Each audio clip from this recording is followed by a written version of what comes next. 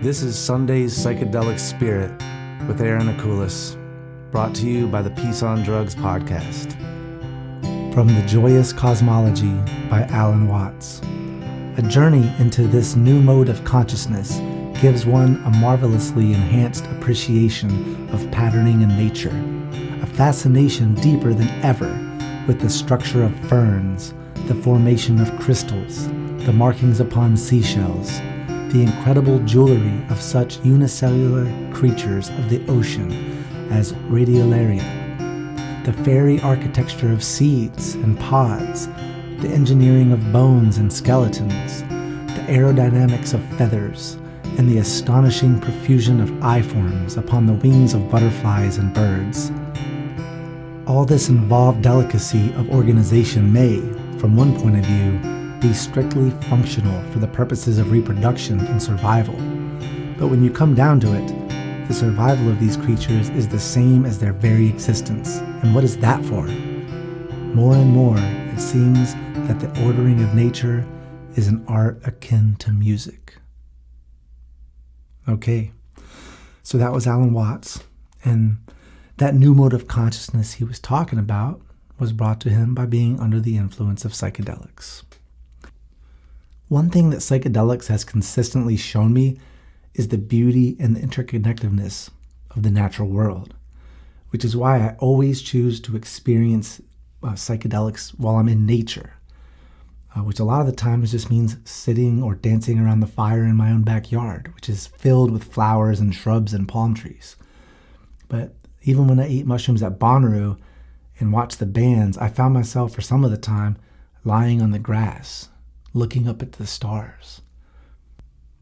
The universe is so vast and our planet so small, but from our vantage point, it is so big and beautiful. This week, I want us to, as the old saying goes, stop and smell the roses. Appreciate the beauty of the world around you. Even if you live in an urban area, there are trees and birds and flowers. I was reading Johann Hari's book, Lost Connections, and he talked about an accidental experiment that played out in a prison that showed us the importance of being connected with the natural world. So there was this prison in Washington. This prison was built in an accidental way where half its cell windows looked out at a brick wall, and the other half of the cells in the prison looked out into rolling hills of farmland.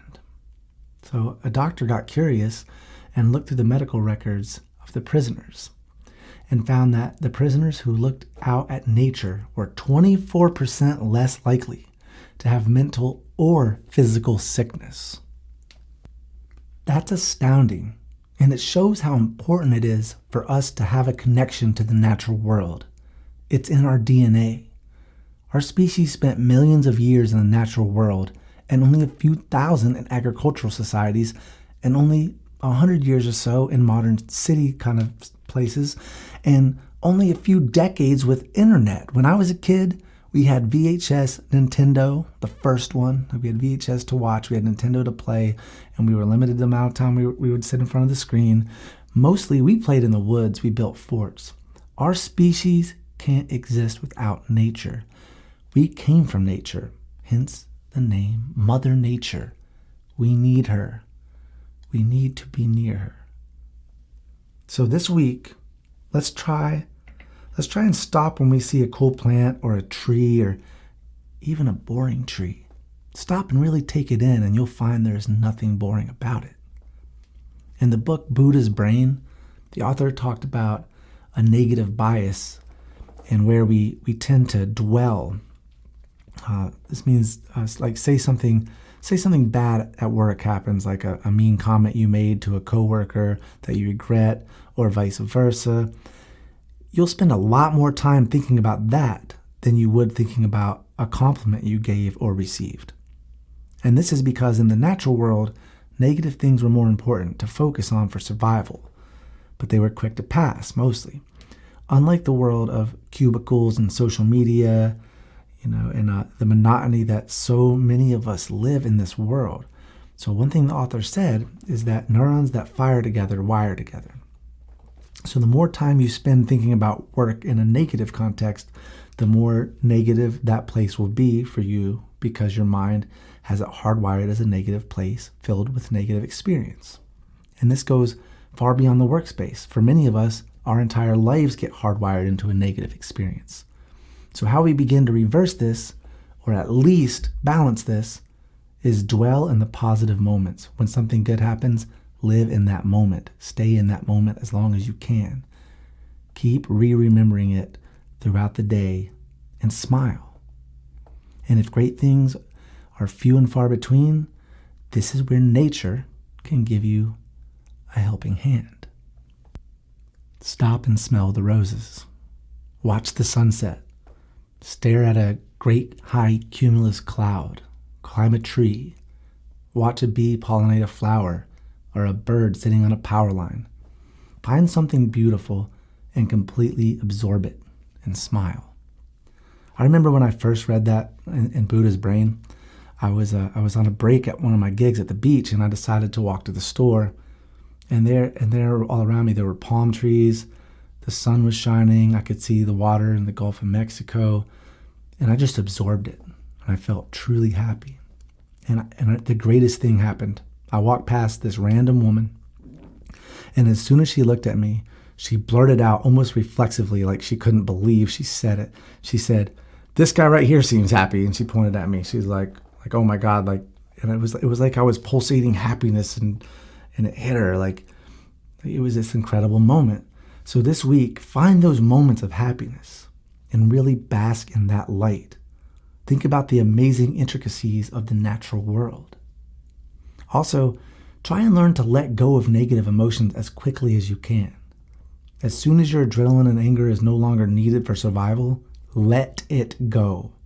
In our society, chances are it was never needed for your survival in the first place. I was working on this week's outline for what I'm doing right now. And I usually do it on Friday on my breaks. Friday's my longest work day. I play a 5-hour show out in Captiva, and then I play a 3-hour show after that on Fort Myers Beach. So I take long breaks at my first gig since it's 5 hours, and I use that time to work on this Sunday Psychedelic Spirit. So I stopped working on the podcast. My break was over, and I went back in for my second set. And it didn't take long for someone to bother me. Someone pulled out their phone and began recording me, or live streaming me or whatever they were doing. And I started to feel that anger. I have a cynicism towards people and their phones, people taking selfies, all that. It just gets to me. And I just finished writing the bit about releasing negativity and, as fast as possible. And so right then, as my mind was thinking of the comedian Doug Stanhope calling these cell phone people who record everything tourists of life. And I couldn't agree more with him on that.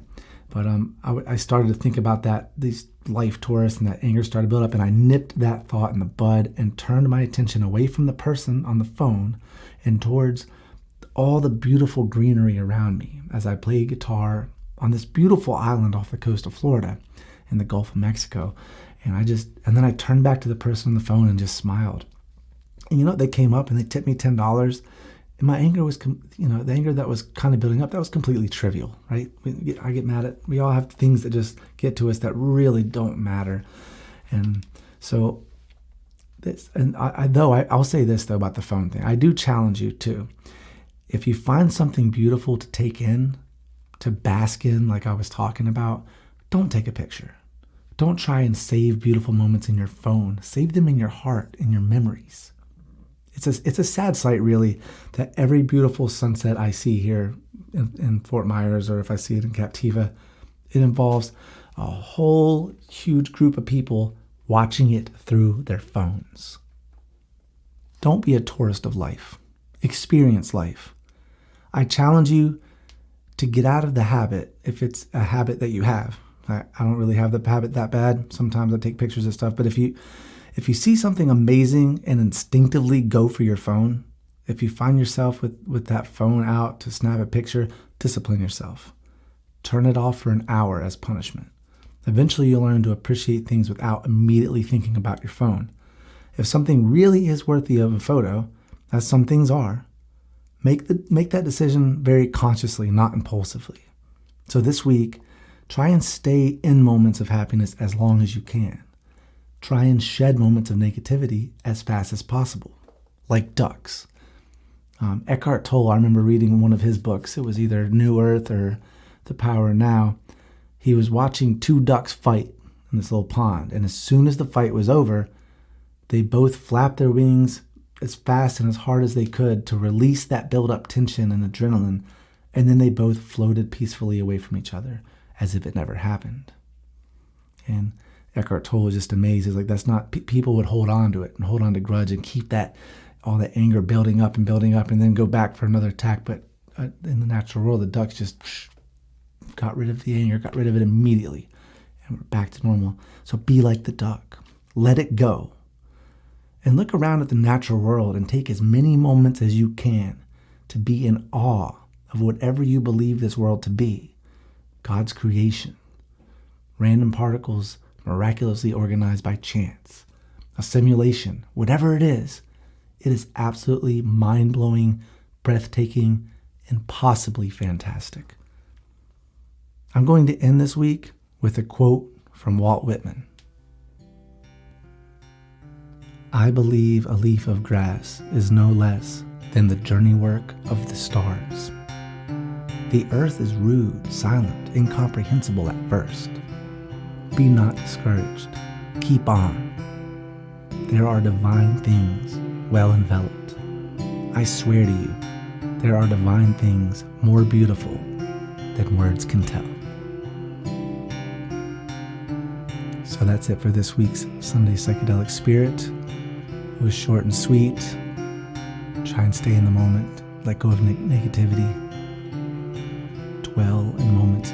Savor moments that are positive, that are happy, and really appreciate the natural world as much as you can throughout the week.